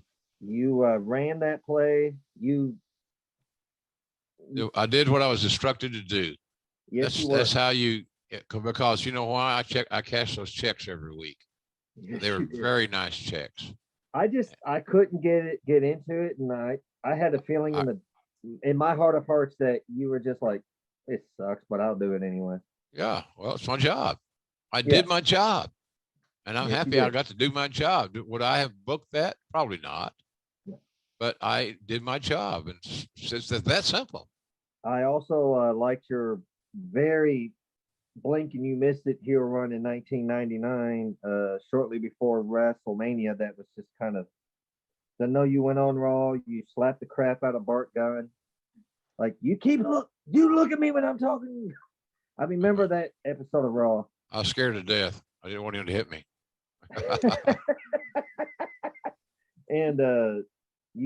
And then the next week you come out and kick Michael Cole low, and I thought that I was like, that's kind of messed up. That was supposed to turn me heel, maybe a bigger baby face. Poor Michael Cole. We talked about Michael Cole earlier. He's been dealt some bad cards. That was not a good deal for him. No, it was not. So, another one. It's kind of like when Steve wanted to turn heel and the fans were not buying it. That's the same thing when the WWF tried to turn you heel. Yeah. They weren't buying it. That's not what the people wanted to see. So anyway, Sean, thank you, buddy. They didn't want to see John Wayne siding with Hitler. They wanted to see John Wayne beat Rooster. I got you.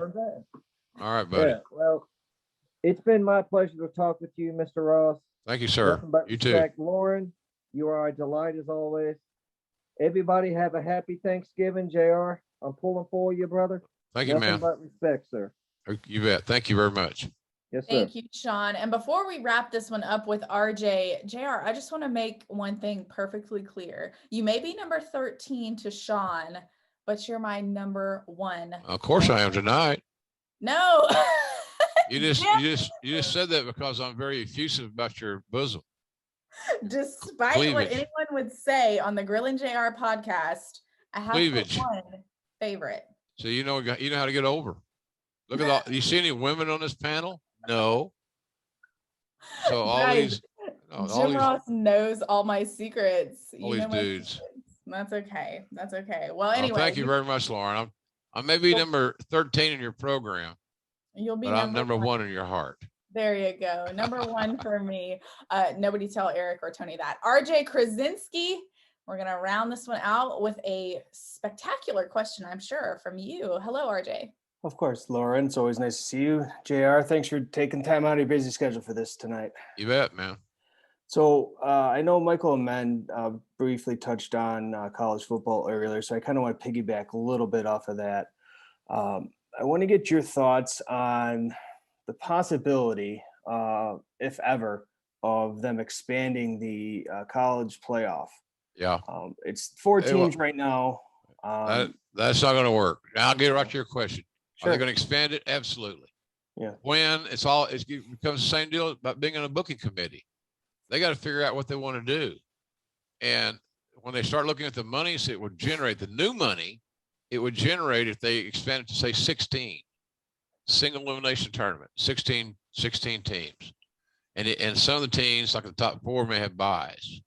There's a lot of ways to skin the cat, but I think they will definitively because it creates a better and a higher viewed television product.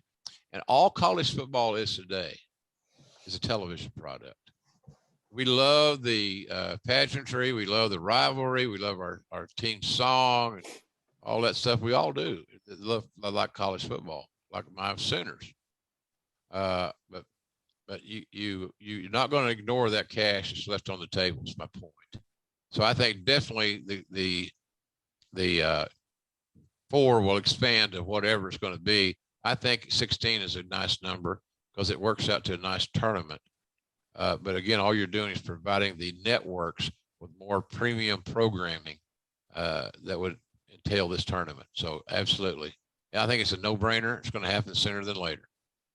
Yeah, definitely. It's what's best for business. And definitely been thinking about you with the whole ordeal you're going through. My mom just found out she's going through something similar too. So definitely thinking about you. Blessings to everybody. Thank you very much, man. Thank you, JR. You bet, pal. All right. Before we wrap this one up, JR, you have to settle the greatest debate of all time. Is Die Hard a Christmas movie? Is Die Hard a Christmas movie? Well, I've heard that debate. Some say that it is. I say that probably not for me. No, well, you're I'd wrong. rather have Chevy Chase drinking eggnog as people blowing up buildings. That quite doesn't fit the holiday mode to me. But I understand that some people are very hell bent on saying that it definitely is. So just for me, it doesn't register as a Christmas movie. It's a hell of a film. I've watched it multiple times, but nonetheless, Christmas movie, I don't think so.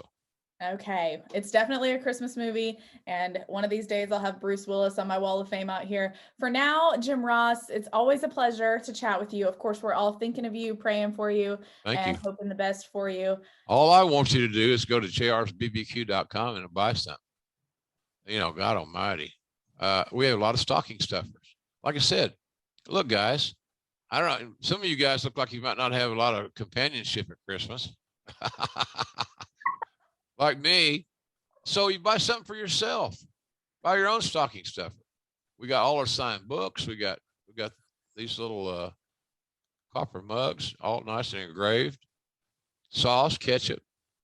Lauren likes our original sauce. That was my mother's recipe, by the way. The original sauce. It's good. I've been eating it forever, believe it or not. We invented the mustard for us and the chipotle ketchup, and they're badass. The mustard's a huge hit, and of course, Conrad swears by the seasoning. We send him we have bigger containers of seasoning. I should say they're Conrad size, but they're large, and but he loves it. He uses it a lot. I tell him my granddaughter's using it on popcorn. There's so many things you can use it with. Just use your own creativity. And so, when's the hot sauce coming out? I think the hot sauce is due on Black Friday. That's what I've been told by the guy that runs the website, Stephen Link, does a great job there, and the company we're working with, which is in Wichita, Kansas, only 3 hours north of us in Norman. So it's soon. It's soon. I've used it. I use it almost every day because I got samples, and we just said, you got to go to all the FDA, all the safety stuff. You got to get a nice label made. And you ain't got to be too fancy when it says JR's Red Ass Hot Sauce. That's what it is. It's hot too, man. I thought it'd be hotter. Then you're an idiot. You have no feeling in your tongue. What have you done? What have you done? Why are your tongue numb? But seriously, man, it's going to be fun. It's a new product. So you buy a bottle, you try it. If you don't like it, throw it away. If you do like it, use it, buy some more. That's how it works. So and we are looking forward to it, anxiously awaiting the arrival of that one. I need to let you know some of the things going on in the comments over here. Our friend Michael Amend says that during this Zoom, he's actually gone to the website and picked up a couple of things. So cool. It's working. We're over here talking all about it. And our friend Jimmy in the chat says that he has your mule mugs. He says it's the only pair you'll ever need. Wow, look at you. I mean, he doesn't have a girlfriend, I would assume, because. Well, the mule mug. Look, these mule mugs are cool. I drink coffee out of mine. I drink milk out of mine. It keeps a milk. If you like cold milk, and I do, our little mule mugs are perfect because they keep the milk a little cooler for longer. For the perfect pair. Head on over to jrsbbq.com. Yeah, Lauren's got a perfect pair. We've all noticed. All you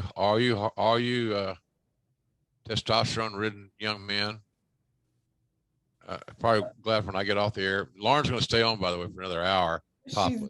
She's not. She's going to go watch Rampage just like the rest of you. But this has been a great time.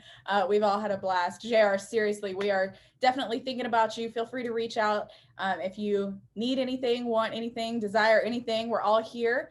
I may need a nurse. Can you do sponge baths? I've never done that, but I will be coming to visit you in Jacksonville, November. What an old perv I am. Oh, JR was on that thing. He was real pervy. Oh, No. 3 or 4 times. He was oh yeah, I heard him. I saw his face. His eyes were JR twinkling. and I are friends behind the scenes. Don't be fooled. Anyway, I'll see you in Jacksonville, Jim, at the end of this month for a football game. I'll see you up here in Atlanta shortly after, I hope, for a little AEW action. And we'll see. I'll be back by then. It's just to be determined. But be determined. when I'm healthy, I'll be back. You know what? If you're not back, I'll sit in that chair beside Tony Schiavone and I'll try to carry the flag for you. How's that sound? Hey, if you can swing that deal, have at it. You know, you need to swing that deal for me. Hook me up. Give me Tony Khan's number. Let's make this one happen. Guys, I'll see all the rest of you on adfreeshows.com. Be sure to follow Jim Ross on all the social channels and stick around for more live events from adfreeshows.com. Have a great night, everyone, and happy Thanksgiving. Appreciate you guys. Thanks for staying with us tonight. I appreciate all of you. And You're the best. As Lauren said, happy Thanksgiving. Enjoy some quality time. If it's by yourself or it's with family, enjoy the day and understand what the day is all about and enjoy it. And hopefully it'll be a good weekend. Hopefully my Sooners can win. The Jags, hey, look, they're crazy. I don't know. They may play the 49ers ass off, but nonetheless, I'm going to the game, support my team, and we got a good quarterback. It's got to put everything else together. So anyway, have a good Thanksgiving. Enjoy your day and count your blessings, because Lord knows I am. I appreciate you guys. Thank you. Have a good holiday, JR. Love you, man. Okay, guys. Appreciate you, fellas. Yeah. Thank you, Jim. All right, everybody. Wrestling to everybody. All right. Thanks, guys. Lauren, thank you. Good night. See ya. I'm gonna go watch Rampage. Me too. Good night. Hey, it's Conrad Thompson. Thanks for checking out the podcast here on YouTube. Be sure to hit the subscribe button and the notifications bell so you get a notice anytime we upload some new content. And go save yourself some money right now. If you're in a 30-year loan or you have credit card debt, it's not a matter of if I can save you money. It's a matter of how much. Find out right now for free at SaveWithConrad.com.